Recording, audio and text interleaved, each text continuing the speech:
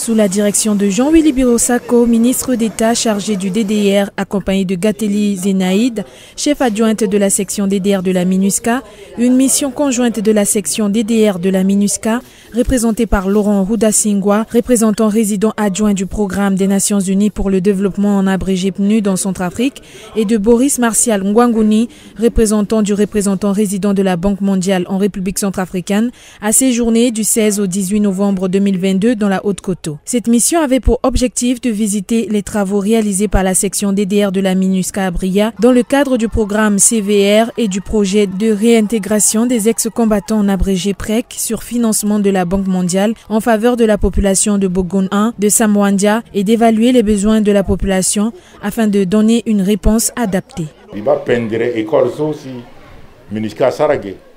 J'ai vu les belles réalisations de la MINUSCA ici. Une belle école construite, une pompe à eau. J'ai vu une autre pompe construite sur le financement de la Banque mondiale dans le cadre du projet PREC. J'ai vu le nouveau marché construit dans votre village. Ce sont des choses qui me procurent un immense plaisir. Un pays ne se développe pas seulement par des paroles. Ce n'est pas le fait d'apprécier ce que font les autres pour nous qui fait développer un pays. Un pays se développe avec la contribution de chacun de nous.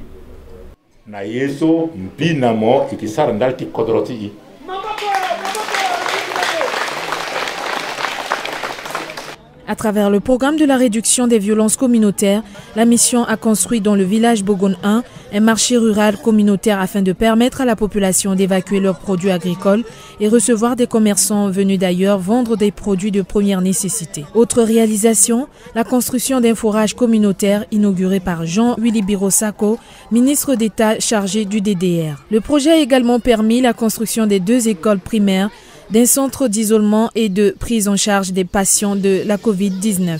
Habitante du village Bogon 1, Viviane Ondiomo ne cache pas sa satisfaction par rapport à l'appui de la MINUSCA en faveur de leur communauté dans le cadre du programme de la réduction des violences communautaires en abrégé CVR.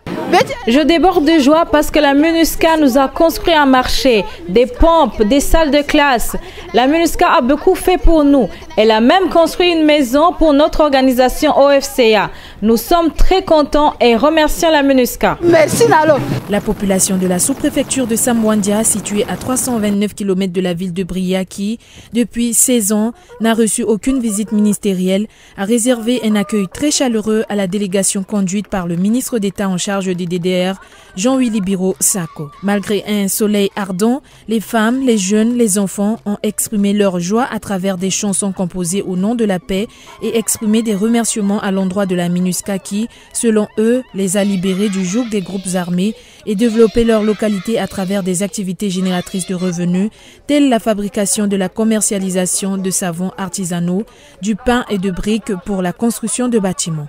Occasion pour le ministre d'État chargé du DDR Jean-Willy Birosako et sa suite de visiter les différents travaux de construction de l'école fondamentale 1, situés respectivement dans les quartiers Bongui et le quartier Zahir. Ils ont ensuite visité les chantiers de fabrication des briques cuites par les jeunes composés d'hommes et de femmes. Le ministre chargé du DDR Jean-Willy Birosako et sa délégation ont ensuite procédé à la pose de la première pierre de construction d'un collège dans le quartier Bongui et d'une salle de classe dans le quartier Zahir.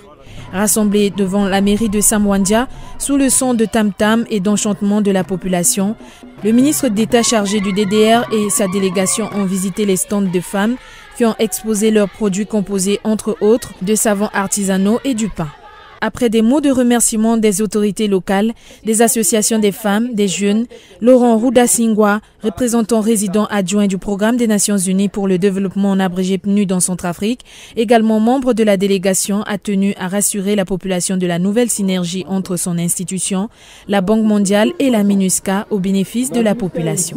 Aujourd'hui, vous avez vu vraiment une union sacrée de la MINUSCA avec les agents de développement.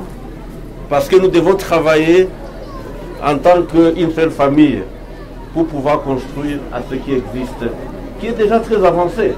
Et pour nous, en tant que PNUD, nous pensons que notre travail est très facilité. Depuis 2017, la MINUSCA, à travers ses diverses composantes, appuie les autorités locales dans la Haute-Koto, notamment Bria et celles sur les axes dont Bougoun 1, Kogala et de la sous-préfecture de Wandia-Koto.